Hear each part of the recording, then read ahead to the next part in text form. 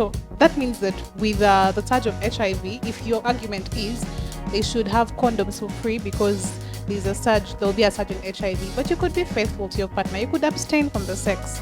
But when it comes to menstruation, it's a process that whether you want to or not, there's you're no still abstaining. going to. Yes, you can't choose. You get to choose. You can't choose like, this month I'm going to abstain. Yeah. This month I'm going to dodge. Yeah, exactly. There's no dodging. And there are ladies who have 2 cycles in a month. So imagine what that may be for them.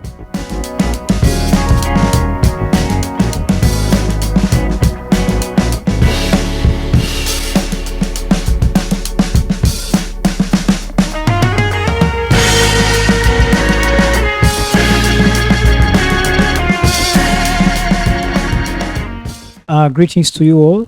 This is Derek Tumoibas, and this is the Bridge Talk Show where stories meet. And with me today, I have a team of ladies. They will introduce themselves in a few. I can start with her. Hello, my name is Prudence Ade Lodo. Hello, my name is Katriza Daisy.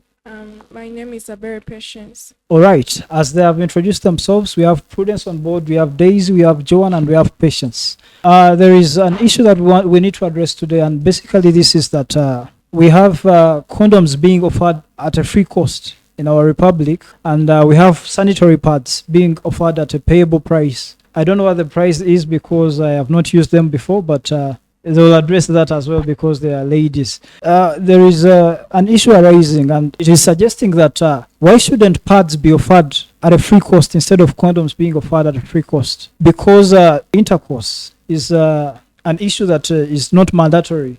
Yet, menstrual cycles, are a call of nature. And they occur to almost every lady unless there is a little bit of abnormalities. But every lady has to go through this. They get the menstrual cycles per month. Why aren't pads supposed to be offered at a free cost instead of condoms being offered at a free cost? And I hope these girls will give us their views upon that thing. Let me start with Prudence. What do you think about this? Should sanitary pads be made free instead of condoms being free? Yes, I think sanitary pads should be made free because there are very many girls who cannot afford to buy the sanitary pads, and yet it's not a want per se, as sex would be. It's a natural process. So this is where I intervene because I've earlier mentioned that I don't know the price of the pads, and that you people would address that.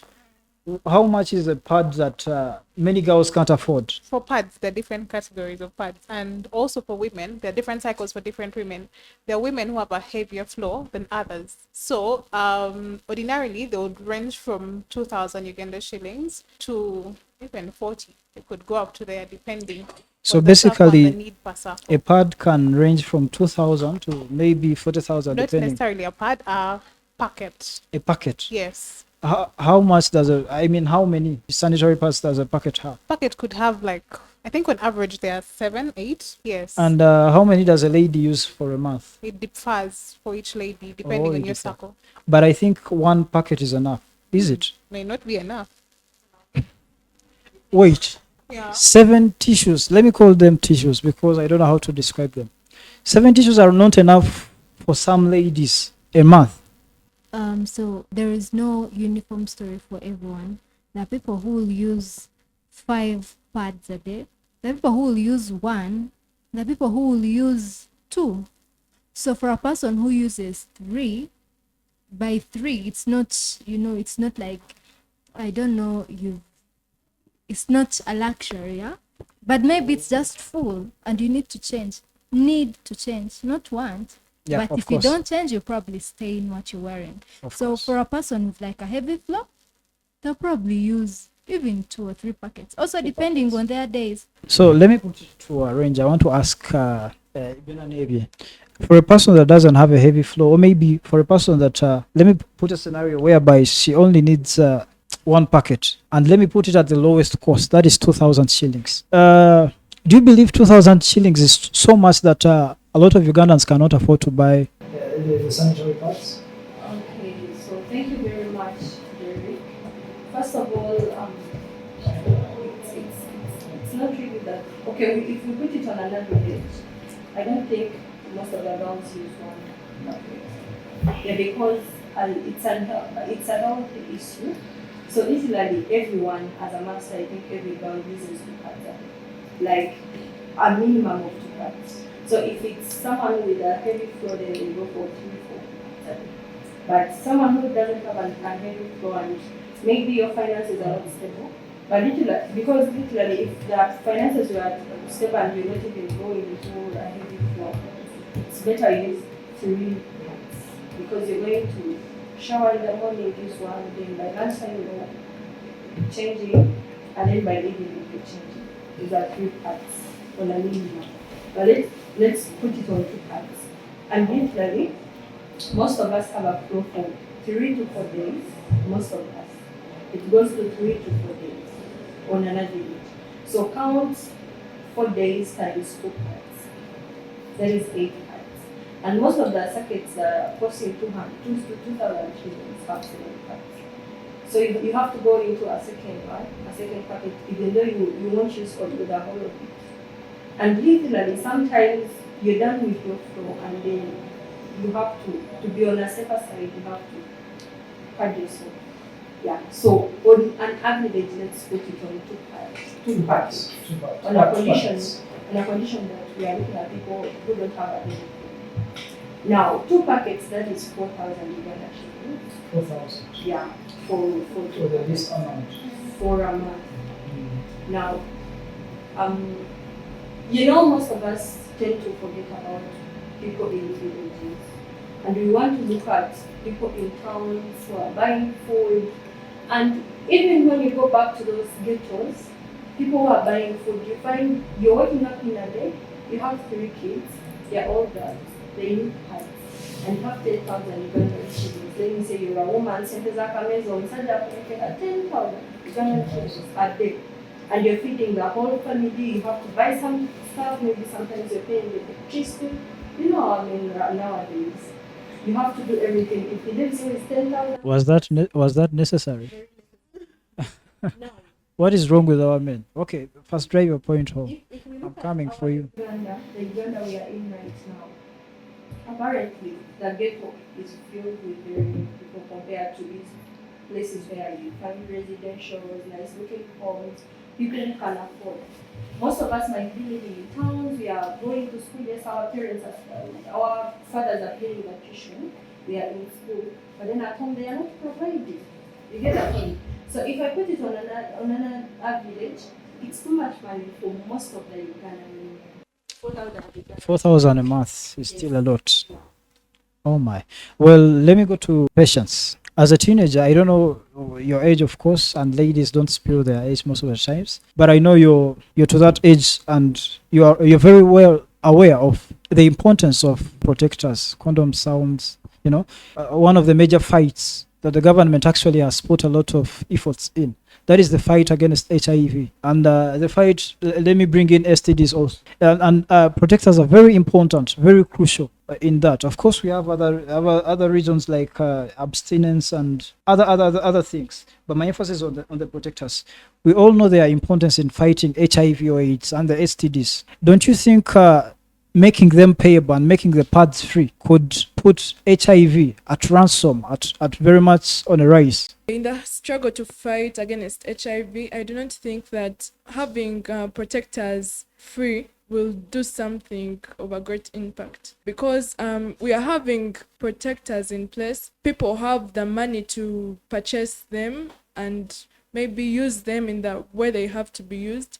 But at a point, we see that even when people can afford to buy and use them for whatever is meant to be used, we still see some men still go through all that without the protectors. So I think protectors in place are not so effective, and them being released to be free, they don't play a great impact in fighting HIV to the rate that we want it to be down. So we want a strong affirmation that even when they are free, we are going to register low rates of HIV, because we have people who know the importance, but then there is a where they are starting to grow up with a mindset that to whom it may concern. I have to attack, whether I have it or not, and yet they know that it is important for them to be with it. So yeah.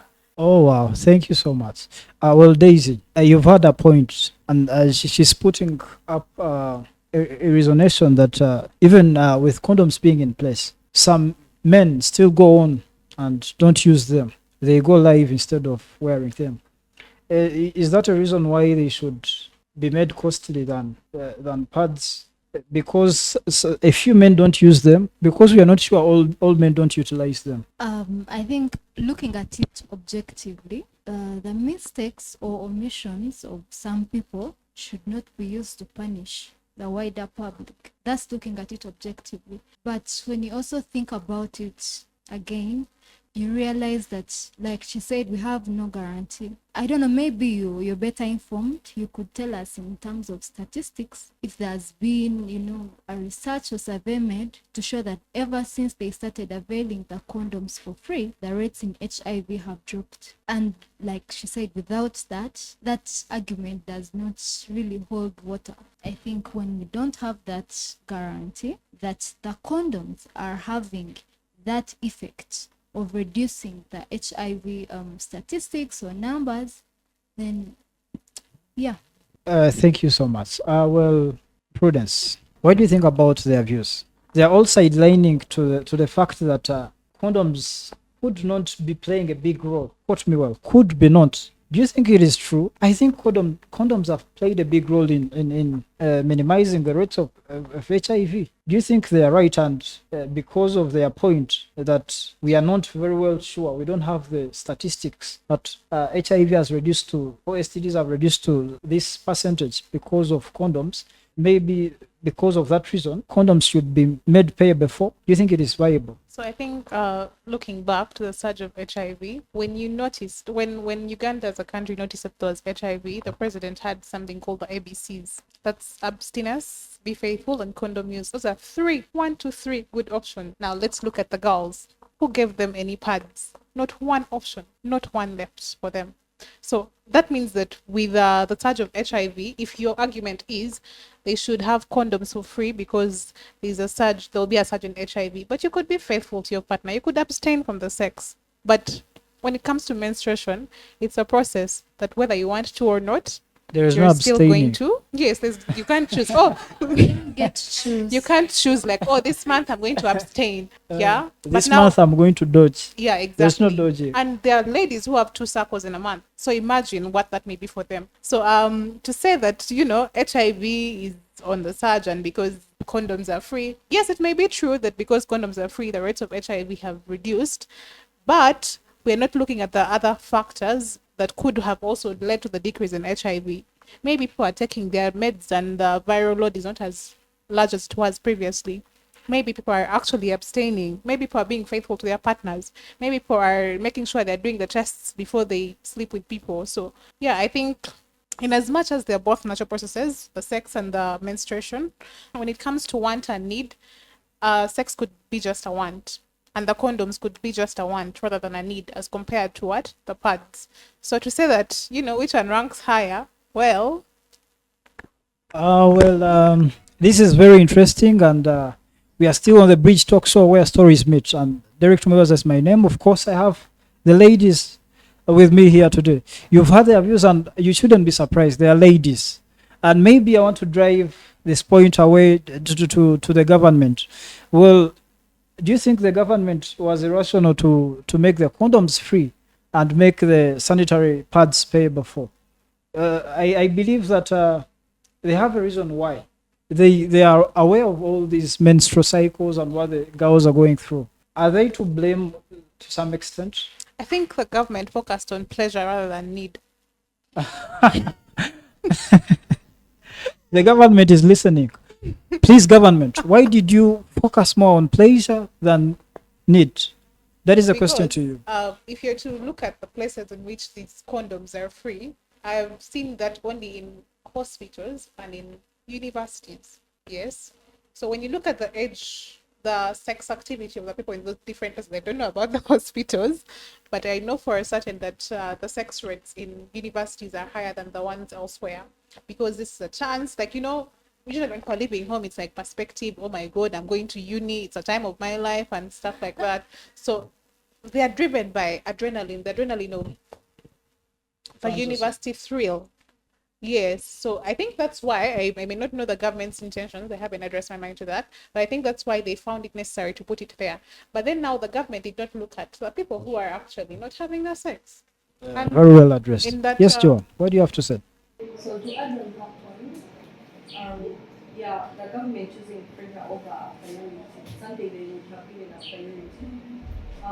I'm not sure, but I have a feeling that by the time the government chose to make condoms free, women empowerment was not yet on board like that much.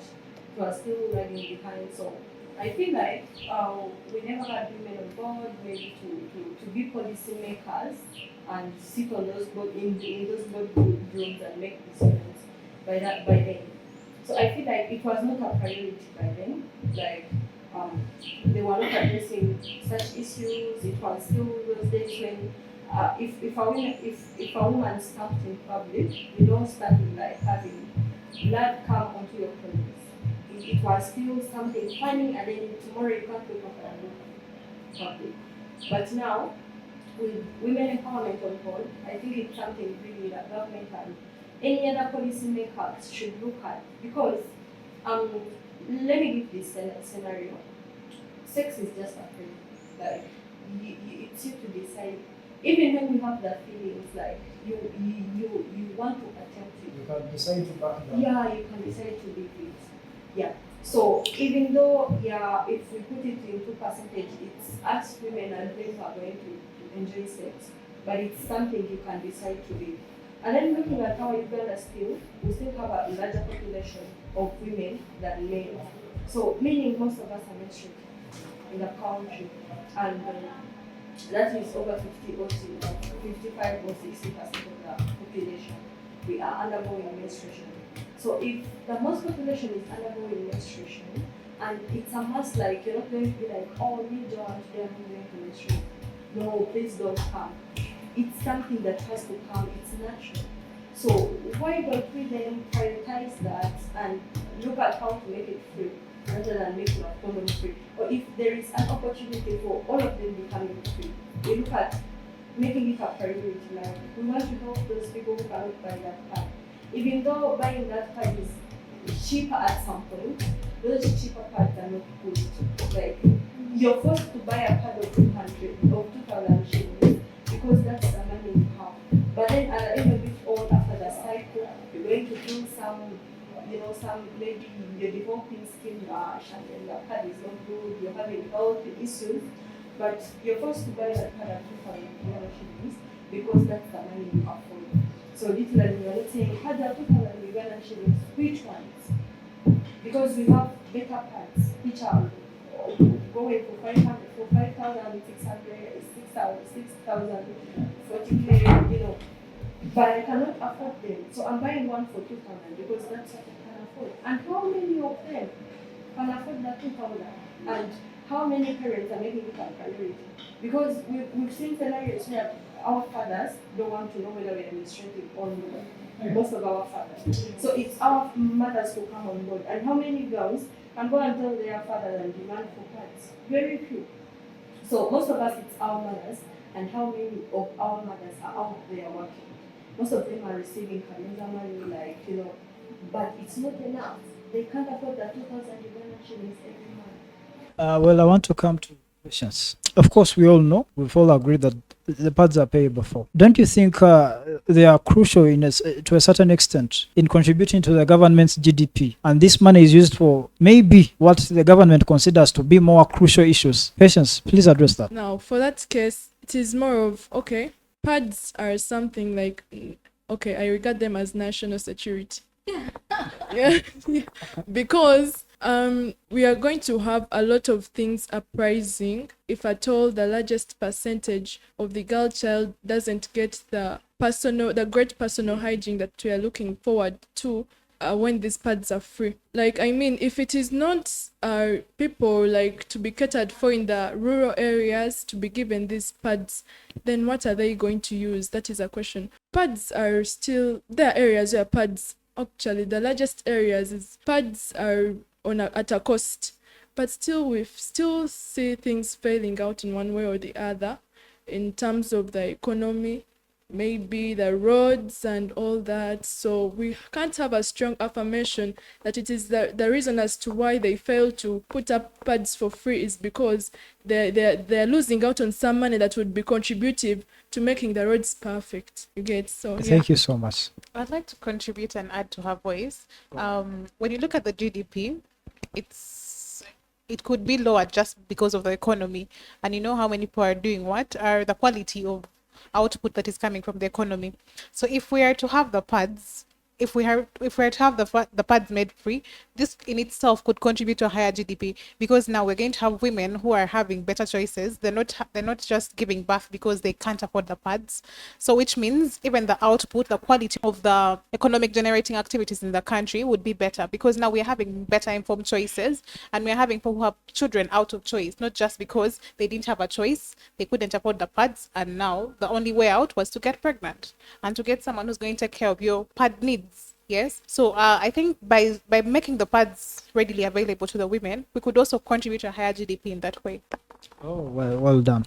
Well, this goes back to the government. Maybe the ministry is responsible and the NGOs responsible. Aren't there any better things that can be taxed than the pads in order to scrap off payable for pads? Because the ladies seem to be very concerned about, maybe their fellows, of course, they all can afford, but they're very concerned. If someone that can sit on the bridge talk show can't afford a pad of 10,000, then we have to worry so much about the people in Rwanda, the people in Karamoja, the people in Kisoro district, the people in Kwen, Katakwi. We have a lot to worry. So we call upon the government to act, to come to action and put this into consideration. Why don't pads be made free? Basically, we can have the condoms and the pads free all at the same time. What do you think, Daisy? I think even in making these recommendations and suggestions and decisions, we also have to take into account like our country and the level of economic development we are at. Right now, we are at a stage where we still struggle with basics, like the government and Israel and all that. We are still struggling with basics, hospitals, roads. Like if we are still discussing those things, and there are countries which are discussing welfare. Yeah, there are countries maybe where, like, say, most jobs are pensionable, everyone has medical insurance, everyone has, so those are different levels, and the context matters a lot, because if we don't consider the context, then most of these things we say seem, first of all, abstract. They seem far-fetched, because at our level we are still struggling with the basics.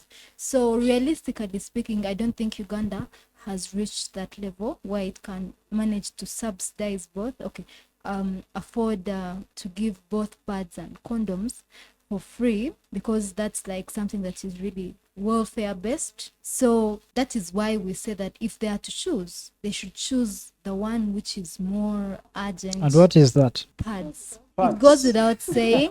Any logical person can see it. That's the truth. Those are pads. Well, in the comment section, I'm very anxious to know where there are people that are not logical. Those that say maybe condoms should be prioritized over pads. Is there anyone? Please comment if you think condoms should still be prioritized than the pads. You can go ahead. Maybe to correct just some things more there. When you say you want to know if some people are not logical, I did not mean it as an insult or trying to degrade some people's. But when you look at it, even objectively, like removing the sentiment, removing the bias, because truly I'm biased because of the wealth of experience I have. I'm a girl, I know I can use pads and I know I can do without condoms.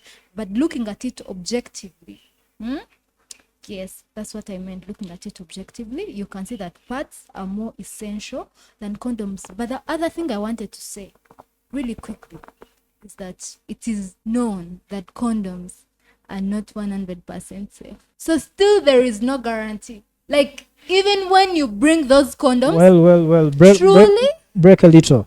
Well, I believe there are very many condom users out there.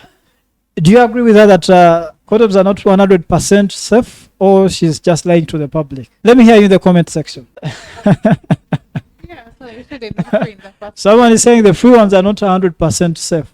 I feel like you have a point to add to what you're saying.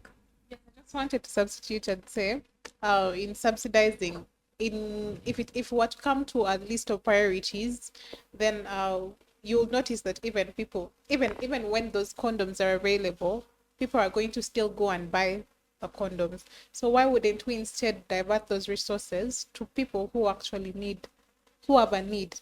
Yes. So it would be better if like the need was attended to rather than just the want. Very brilliant point from Prudence. Thank you so much. Anyone that has anything to add, maybe to their points? A quick question there. How much do you think a condom is in a pharmacy? Condom in a pharmacy. That is a hard question. Possibly, I've not used the condom before, so I can't tell. Let's say maybe 3,000 or 5,000. 5,000. The good ones are something like I think 5,000. 5,000. Okay. A packet or one? A packet. Okay. So literally, from my research, not experience. Yeah, it's okay. How comes everyone is so inexperienced about the issue? But from the research or from the people I've interacted with, most of the men that are using condoms are buying them in this urban setting, because one thing I've seen with our country, it considers or it pays more attention to urban settings. So most of them buy them. Yeah, they don't go to those hospitals to hide that. So the issue of making condoms free is delusional. It is very inconsiderate and it should be worked upon. It should really be free. More so, adding on that point, generally, men are not supported here. Even if it's reproductive health and stuff, your woman is pregnant, you need to follow them up to the hospital. They just want to see their children going to school. Most of the men, you all agree that most of the men don't buy produce for their kids. It's the women that do that from their mind. I'm not sure. My dad does that at home, so I can't tell. Yeah, very few parents really buy produce for their children. So it's still the women, and we still really have very many women out there who are housewives and depending on men. So literally, really, pets should not really be costly. They should be free compared to condoms. Well. This is an issue that we cannot exhaust it today. But of course, we've done something, we've discussed, and I hope a lot of insight has been shared. Well, I want to start with Patience. Is there any call outs that you would like to make, or any ministries, any minister? We have the Ministry of Education. It can be responsible, maybe to supply free pads in schools. We have the Ministry of Youth, the one led by Minister Balam Balgahari. That is honorable. We have a lot of ministries. I believe we have the Ministry of Gender, if I'm not mistaken. We have the human rights thing. It can also take part in that. Do you want to make any call outs or call to action that you want to make, maybe to the ministers and ministries out there and the NGOs, basically to address this issue? Okay, as I call out, I believe that some things should be put into reality. I know that we are all suggesting for the fact that pads should be free, and I know someone out there is still betting that they shouldn't be free. At a point, some negative aspects or some rebuttals from the other side that they shouldn't be free can slow down the urgency we need to help girls from the rural areas. To avoid the delays, and as I call out for urgency to the ministry responsible for gender, the ministry responsible for health, because we feel like this thing of menstruation is something that is normal and usual, but if it's not handled in the right way, then it can bring about some other complications that we wouldn't wish a girl child to be distracted to in terms of health. Thank you so much. The issue has been well addressed. The people that have been called out, the ministries, please take action. This is a very crucial issue, basically about the girl child, and she has put her emphasis to the people in the rural areas, and I believe will be her voice will be heard. Thank you so much, Patience, for that insight. Joan, what call outs do you hope to make? First of all, minus the poor budget. Uganda is poor, and then 20 billion shillings have been stolen by one person, and he's still in office. I know you're going to talk about the 60 billion. It sucks. Uganda is a rich country. We have a lot. She comes from Canada, she comes. We have very many millions. And then the president comes on board and he keeps on telling us, add value, add value. What value is he adding on board as a president? People are rioting the speaker is not doing well in office. And then, well, I'm talking as Joan. Yeah, of course, she's talking as Joan, not the bridge. Hope. And then the speaker keeps in parliament or keeps in her office. And then, like, oh, it doesn't make sense. If we are adding value, then how about you as a president, or how about us as a country? Uganda is a rich country. We are still paying out debts, and I think our budget is still in debts. So I don't think every time it should be an excuse. It's like us Africans saying, colonialist. Every time, we're tired of that.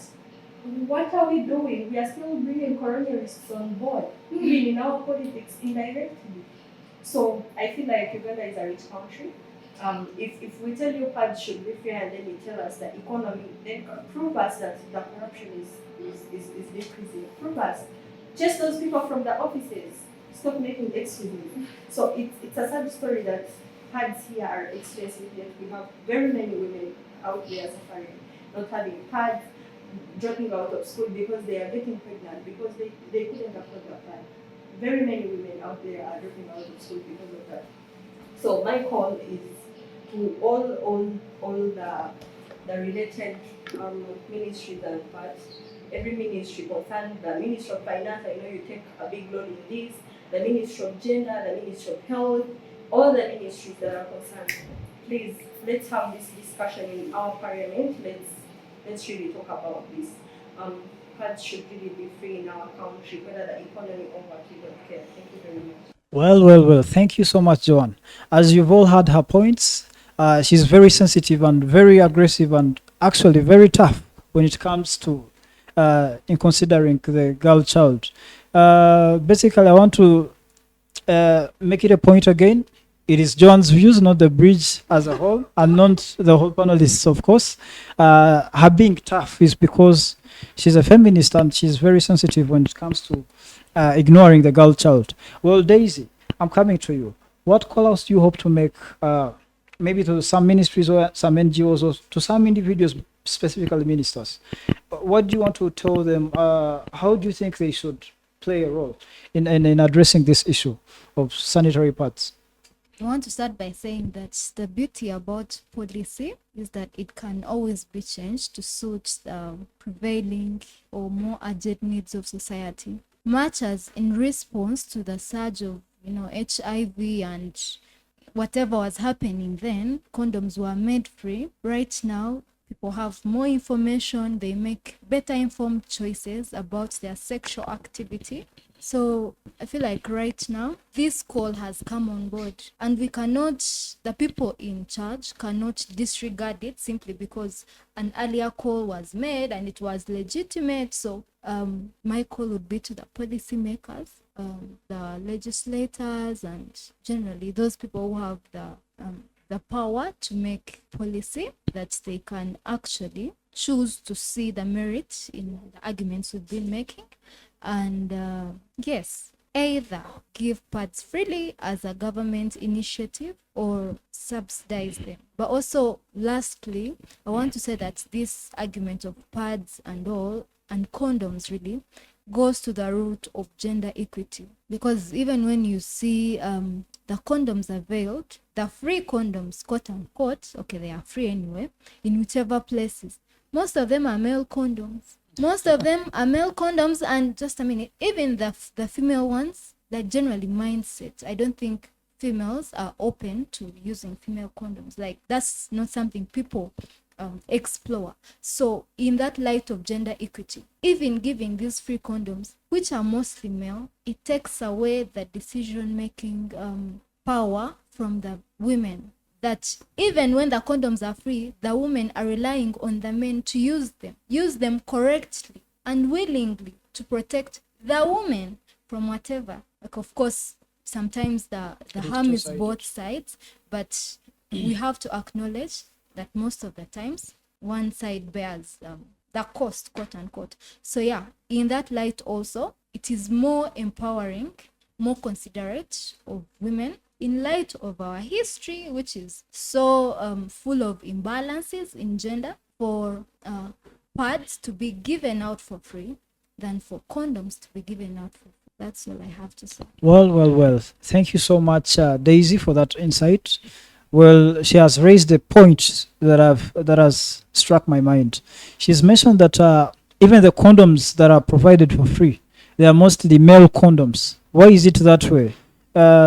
Of course, she has mentioned that the ladies wouldn't be some sort of comfortable to use the condoms if they're available.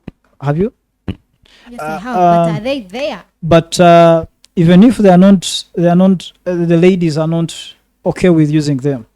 If at all we have a minimum number of the ladies that would be fine, are the condoms available at a free cost for the ladies out there? That goes back to the question of that question goes back to the people that are responsible. Of course, to the people that has made shout outs to, or I mean call outs to, that is the policy makers. Well, I want to end with Prudence. Prudence, what people do you want to call upon to come to action to address this issue? So, in addressing the issue of menstrual poverty, I would like each one of us, not just the policy makers, not just the people on the show, not just the viewers, but every one of us, to acknowledge that menstrual poverty is an actual thing. You know, it's easier for us to sit in the comforts of the people that we know and know that so and so can afford a pad, but then we do not challenge our confines to look beyond us, to look beyond our community, our societies, our associates and stuff like that. We don't go to the villages to notice that 90% of these people cannot afford the pads. So in trying so hard to elevate the people in the urban centers through their sexual and reproductive health, we forget the sexual and reproductive health of the people in the rural areas, and that does them a great disservice, because in the end we are going to have Uganda's population growing higher because of the choices of the people in the villages, and then we're going to complain about the jobs, we're going to blame the government, we're going to blame each and everybody we could find, and yet we could solve some problems by something as simple as changing our mindsets, something as simple as getting pads for these people in the villages, and sustainable solutions. Sustainable solutions, I mean, even like in educating the people in schools. Very many times we are focusing on telling the girls how to avoid getting pregnant. Very many times nobody's looking at the boys who are impregnating these girls and telling them, you know, you could actually be a friend to them before you choose to be a father to their child. Yeah. So for the people, for the NGOs, there are very many NGOs that are doing a very good job in elevating people in the rural areas. We see you and we appreciate the effort, really. But then if only we could do better, not just for the NGOs, not just for the policymakers, but generally for every one of us, to ensure that we make better choices when it comes to sexual and reproductive health rights, to ensure that we make more informed decisions. You educate yourselves as men on menstrual hygiene so that you could help us better. Yes, generally, it's a call for everyone. Thank you. Well. Thank you so much, Prudence, for that insight. Well, this is the Bridge Talk Show where stories meet, and today I've been having a panel of ladies. I've been having Prudence, of course. I've been having Daisy, Joanne, and Patience, of course. Thank you so much to all of you that are viewing us, and I want to remind you to subscribe if you haven't on our YouTube channel, to follow our TikTok, and to hit the notification button on our YouTube so that you are notified whenever we put content there. We have been proudly sponsored by Pullman Travel Consultancy Limited. It is located in Nigeria. They take people abroad wherever you want to travel to. It could be Canada, it could be the US, it could be Emirates, it can be France, it can be Poland, it can be Somalia, Belgium, Denmark. Whatever your dream destination is, Pullman Consultancy has you covered. Thank you so much for viewing. Allow me to call this off. God bless you all.